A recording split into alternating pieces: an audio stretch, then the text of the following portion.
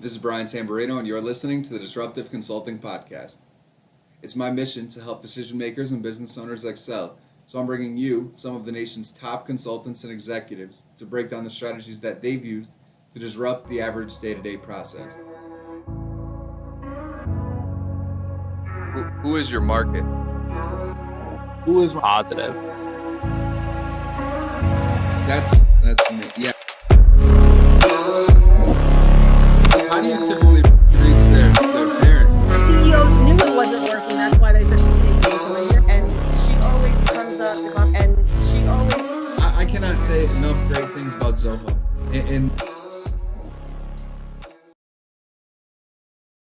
Hey everyone, this is Brian Samborino, another episode of the Disruptive Consulting Podcast.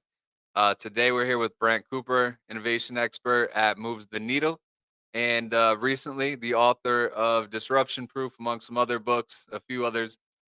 So Brant, thank you for coming on the show. If you don't mind, take a couple of minutes and just kind of introduce yourself. Let everyone know who you are, what you do.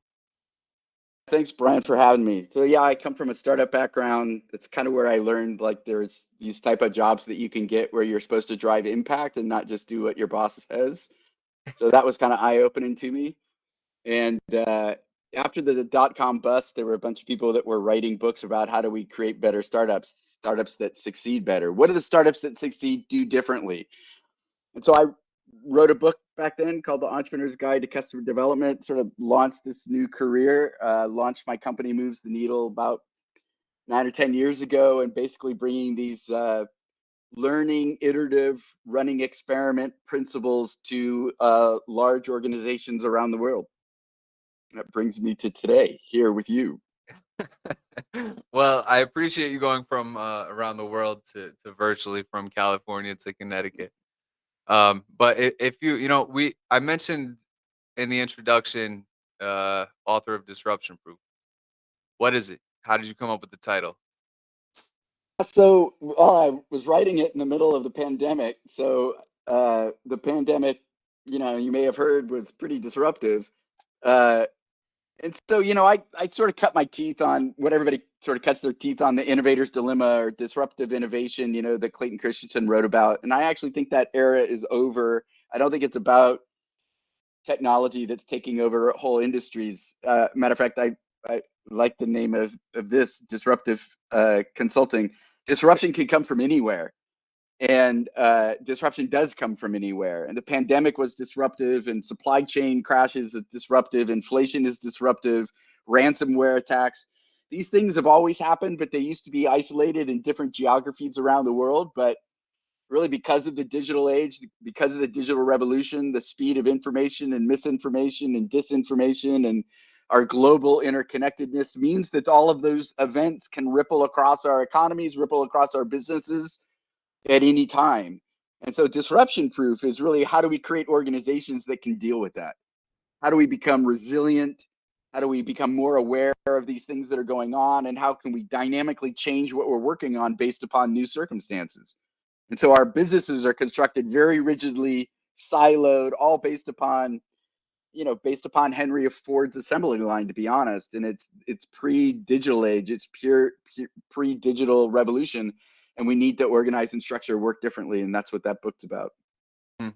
Yeah, and when I was in, even back to way pre-pandemic, I had a management course when I first started college. So this was probably 2009, maybe 2010. And the professor, um, he used to talk about siloed businesses all the time. And what he used to say is we needed to disrupt the silos, and get rid of them.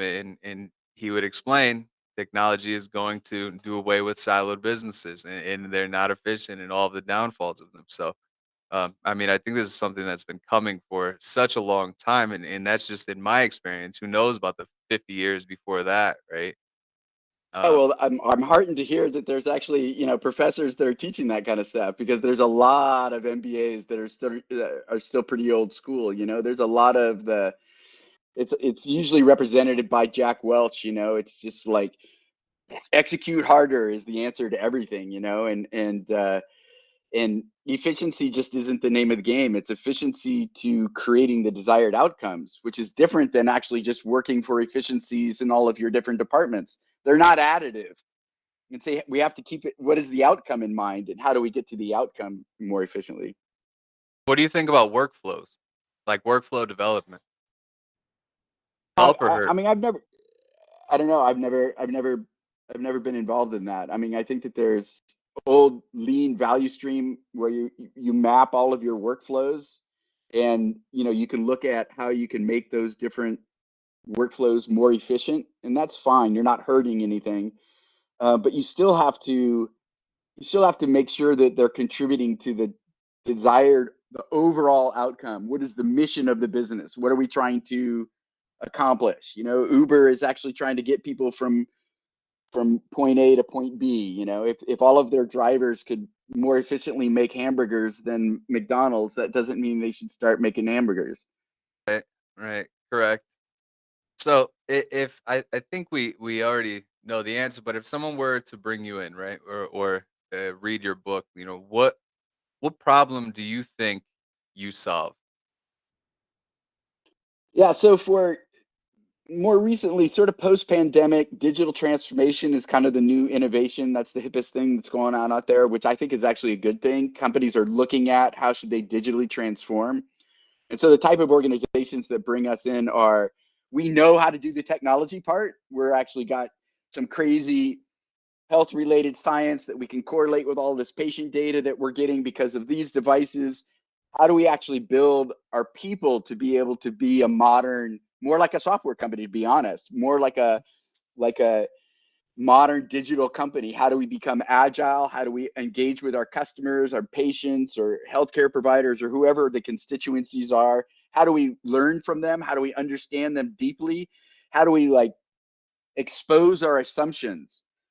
How do we test our assumptions to be so that we're not running down the path building a product that nobody wants? And so that's really where our sweet spot is. But it also applies anywhere there's uncertainty in the business. So it could be, we've helped companies because they've invested in all this new infrastructure, and yet the people don't change their behavior. And so you actually have to help the organization get the behavior change in order to take advantage of the new technology. And that's where the psychology of it comes in, huh? Yeah, well, it's psychology when you get to the leaders. The workers themselves, the employees, actually love to work this way because rather than just being told what to do, it's sort of like the first thing I said about startups. They actually get to exercise their creativity and their intelligence, and they get to solve problems. You have to hold them accountable for that, but it's a way funner way of working. Right, absolutely, absolutely. So, what did how did you get to where you are though? I mean, if someone were to buy your book and call you in or ask you for advice, I think that they should consider you at that point, or someone should consider you the subject matter expert, right? How did you get to the point like how did you build this reputation? Yeah, so the first book that I wrote was the first book that talked about lean startup and product market fit and these things called What's the name pilot of that book? metrics. Entrepreneur's Guide to Customer Development, self-published. And it came out in a time that there was a community developing around all of this stuff. So I actually had my community to sell to, and so the book did really well. And that's kind of what launched me into, sort of the expert on this. And then engaging with startups and engaging with mid-sized companies and then engaging with enterprises over 10 years, 10 plus years, 15 years, sort of adds to that expertise, right? Because I'm always learning. It's not that I'm just applying something and going away. It's like, holy crap, that doesn't work. How come it doesn't work? What do I have to do differently inside of this organization? And so even all of our products and services would evolve over time. We started off, we did it, a workshop, and then we turned that into a sprint, and then it's like, well, why did they only buy a sprint, and why did that kind of go away? It's because we got to get the leaders involved. We got to teach the leaders new skills so that they understand teams that are working this way. And so over the years, you continue to learn. Like I always say, you can't overcome an obstacle until you run into it. And so if you're deeply engaged in what you're doing inside of companies and you're trying to drive change and you're trying to improve things, then there you are, you're running into the obstacles and you're going, all right, how do I overcome this? How do we actually engage this individual here so that we can make them better at what they do and so that they get to accomplish what their ambitions are? And so you're building your services on top of that. You continue to learn. And then in the end, 10 years go by and you're like, there's not a lot of people that have been on your same journey. Right. Wow. And do you can you tell us, a brief example of when you've actually implemented that strategy? Well, I mean, I think we were deeply involved with a company called ING, which is a bank in Europe out of Amsterdam. And we were in there at the same time that they were doing this agile transformation. And the agile transformation was really wanting to make the whole company agile. So agile, traditionally has been just in R&D or software, and they were making everybody in the whole bank, which is pretty amazing, agile. But they were doing a lot of it was sort of the typical bring in the big 3 or 4 consultant types, and they do this process heavy implementation. They did a whole movie about it called The Office, right? And where they're making fun of these management consultants that come in, and yet what we do is we're on the behavior level, like we're like working with people that are actually doing the daily work, teaching them new ways of working so that they feel inspired and they're actually feel like they're driving impact and they have all of this power to go talk to customers and figure out solutions. And so you're empowering these people here at the base at the same time that some of this top down stuff was going. And that was, so you sort of learn what that combination is. You can't expand company wide without leadership being bought in, without leadership saying we are going to change these things.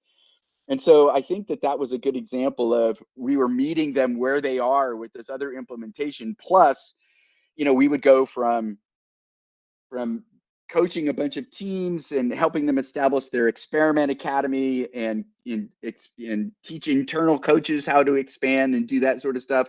And then we're working with the leaders and we're putting them through their own workshops. And that was, again, we sort of learned that we had to bring the leadership in who are under a tremendous amount of pressure because of their bosses saying that things have to change, but they're not getting any instruction other than from us on what does that look like? What does that mean on their day-to-day operations of running a freaking bank, right? I mean, so this is not like they're trying to develop a chat application for teenage girls, I mean, they're running a freaking bank. And some of this is like even wholesale banking. So that's a very old industry that you're trying to operate and manage a different way. And I'm no expert in it. So what our trick is with our leaders is that we're bringing in a methodology, a way of asking questions, a way of leveraging their expertise so that they can reshape the way a bank works. Wow. So Wow. they've converted every branch, every bank across Europe and into Australia is all My God. agile and lean innovation. Wow. That's impressive. Yeah. That's incredibly impressive. I want to connect you with a partner of mine. His name is Charles Reese. If you don't mind, check. I think we just added each other on LinkedIn a few minutes ago. So check out, search for him. He's a connection, Okay. obviously. Yeah. You guys, I think there's a lot for the both of you to discuss. What you were just describing in the culture and some of the change. He and I talk about that pretty frequently, and it'd be a good opportunity for the two of you to connect. You may be able to do some work together. That'd be awesome. Yeah, yeah, or at least What was maybe his? just be colleagues. Yeah. What's his last name? Reese, Reese. Thank you. So, one question that you're welcome. One question that I ask all the guests, in this journey, what do you think has been your greatest asset? This could be personal or professional. What do you think has been your greatest asset, and then what do you think has been your greatest liability? Yeah. So for whatever reason, I think I actually can do sort of this laser focused diagnosis uh, where people are like they don't know how to articulate what their problem is, and yet I know where they're going. And I think a lot of it is just my communication skills or whatever, my writing skills. It's really amazing how a lot of people struggle to mean what they say and say what they mean. And so I think over time, maybe it's because of having kids as well as working with so many entrepreneurs that you hone that. And so I guess I can kind of really get to the crux of an issue quickly. I think that the problem is that I'm not very diplomatic, and I'm not very patient. And so like in order to actually get that person to see what I see and to help them overcome, and it's not I'm not going to fix it for them. They actually have to change their behavior. I could get frustrated really quickly when they actually don't like take my advice or can't understand what I'm saying or don't listen. I just think that there's like too many people in the world that actually want your advice that I don't want to waste my time with those people that actually it actually happens more often with entrepreneurs than it does like with big corporate people. Big corporate people go like, "Oh, you wrote a book? Oh, okay, I better listen to you." Entrepreneurs are more like, "Talk to a customer? Do what? No, I'm automating that. No, I'm writing code." And so any excuse at all not to talk to a customer. And so they tend to be a little bit more frustrating. Yeah, no, I completely identify with that, and I that's exactly mine too in business, in personal life too. It is very frustrating because I share that gift. I find solutions, and there's this quote. I don't remember who said it, but it said, "If you want something done efficiently, hire a lazy person." So I don't know. I guess I may be considered lazy, but I get to the root of the problem like very, very quickly.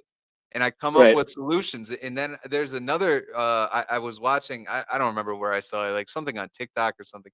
But this is like don't how something about knowing things like I don't know, whatever it was, but it just seems like I know um I find solutions to problems that I shouldn't really know, right? But and I think that's kind of what you're saying, but it comes naturally, and I think a problem solving skills, and I think that's personally what makes me a bit disruptive.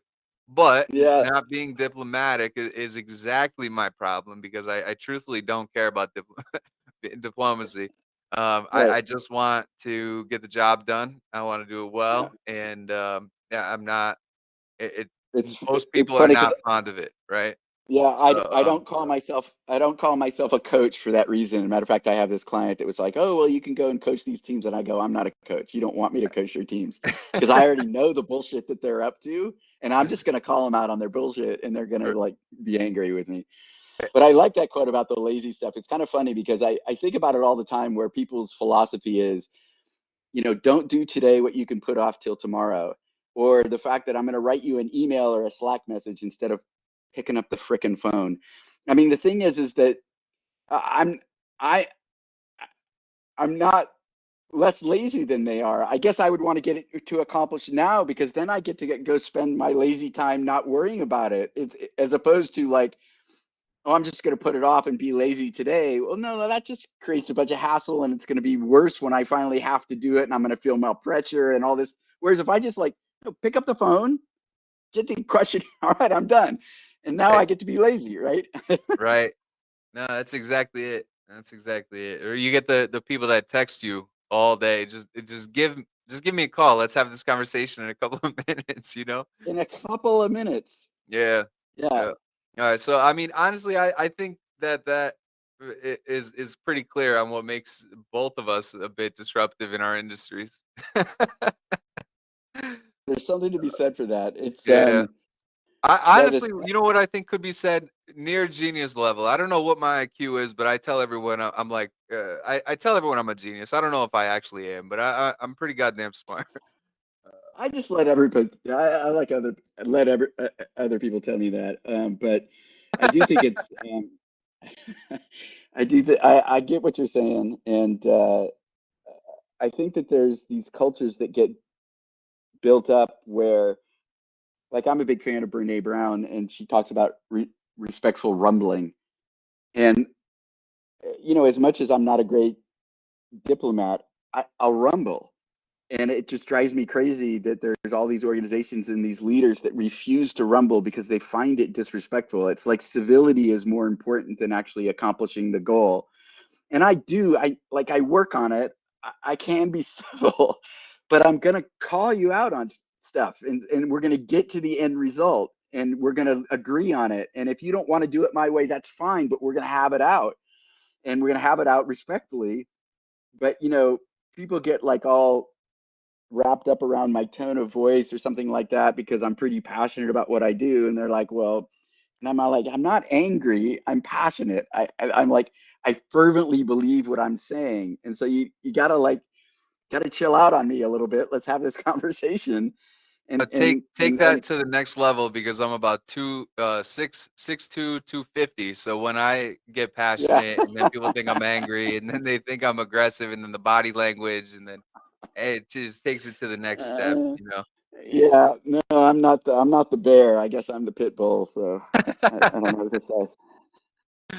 All right, man. Well, listen, last question. It's been a pleasure, but last question. How do you think technology influences your business? Or maybe if it doesn't, how do you think it could moving forward? I mean, I think that I mean I've always been a startup tech guy, and so I like technology, but I always am thinking in mind, is it solving a need? So I'm not like a tinkerer really. I don't use stuff that actually doesn't help me. And so I think that I'm always looking at stuff, and sometimes I'm adopting it. I was, yeah, Slack was cool early on, so I was in on that. Um, I'm like not a big LLM AI fan because what I do is write content, and AI just reinforces mediocrity and conventional wisdom. And so there's just so much crap out there. It's amazing to me, but it's not going to affect my job because that's exactly the opposite of what I try to do. I'm trying to actually add value on top of the content and call out the bullshit content. And so, but yeah, technology will always benefit, but also technology is also what all of the companies struggle with. So I guess maybe hopefully that continues to create a market for me. I mean, the technology adoption part is actually the easy part. It's the human part that's difficult. So I do talks and write about the human side of digital transformation, and that's actually what all the businesses struggle with. And they can all go implement AI to the cows come home, but they're not going to see the benefit from it. They're not going to really see the ROI if they actually don't leverage their people correctly, and they don't up level the skills of their people, and they don't understand how it is to work and live and manage in the 21st century. No, I get it. And I experienced the same or very similar. We have obviously we're a software company and we have a strategic partnership. We are Zoho partner, probably at this point number 4 in the state of Connecticut. Uh, so we have a pretty good reputation with them. And when COVID hit, we kind of took off because obviously everyone's going virtual, right? So that's really what moved us in this direction. Um, but very similarly, I mean, you're talking about software adoption. I think that there's a huge opportunity for us to work together because the people component is a lot of what obviously what I lack. I have team members that work on the people component, so I think that it'd be great. Like I mentioned Charles, but I want to introduce you to everyone. So I want to stay in touch after this. Let's get together again, maybe just on a quick call or virtual session or something, not Time, podcast related, and we can talk about getting you introduced to everyone else. I'd love that. That'd be Yeah. cool. All right, guys. So this has been the another episode of the Disruptive Consulting Podcast. Stay tuned for more. Follow our LinkedIn pod. We have a community coming. Lot more in the pipeline. Great events coming up, and of course, a series of guests. So today, thank you again, Brant. I appreciate you coming on the show. Why don't you, before we wrap up, tell everyone a little bit, a bit about where they can find out more about you, or connect with you. Yeah, sure, Brian. Thanks again for having me. So I encourage people to reach out, Brant Cooper, all over LinkedIn. I do regular audio events there that on topics you might be interested in, Q&A. Um, Brant at brantcooper.com. If you want to email me, happy to discuss. You can see my work at movestheneedle.com. So yeah, thanks again, Brian. Look forward to keeping the conversation going. Brant, talk soon.